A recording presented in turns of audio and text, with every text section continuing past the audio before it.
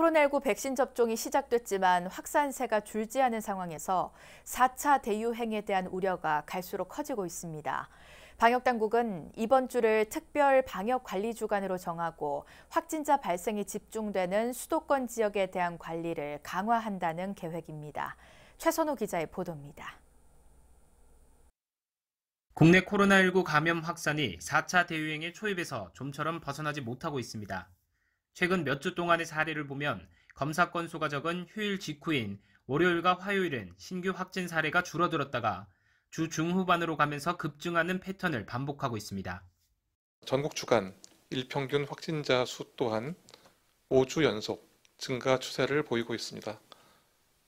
더 큰 유행으로의 확산을 막기 위해 그 어느 때보다도 국민 한 분 한 분께서 방역의 기본을 지켜주시는 일이 무엇보다도 더 중요한 시점이라고 할 수 있습니다. 방역당국은 현행 사회적 거리두기 단계가 마무리되는 이번 주까지를 특별 방역관리 주간으로 정하고 핀셋 방역을 실시하고 있습니다. 이에 따라 공공부문의 회식과 모임은 금지되고 재택근무와 시차 출퇴근 제도는 확대됐습니다.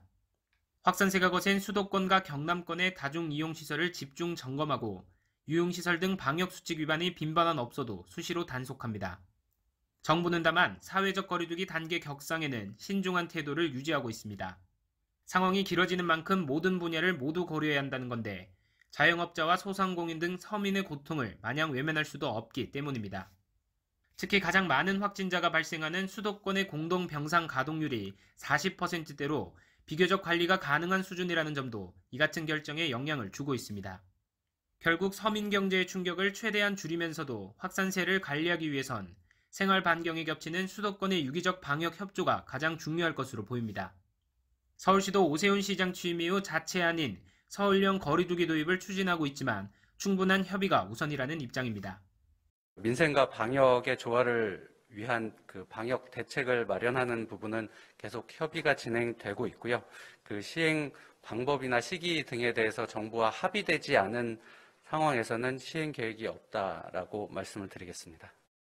서울시는 무엇보다 밤 10시 이후 사람이 많이 모이는 청계천과 한강공원 등에서 야외 취식과 음주 행위를 집중 단속해 과태료를 부과하는 등 방역 사각지대도 줄인다는 계획입니다.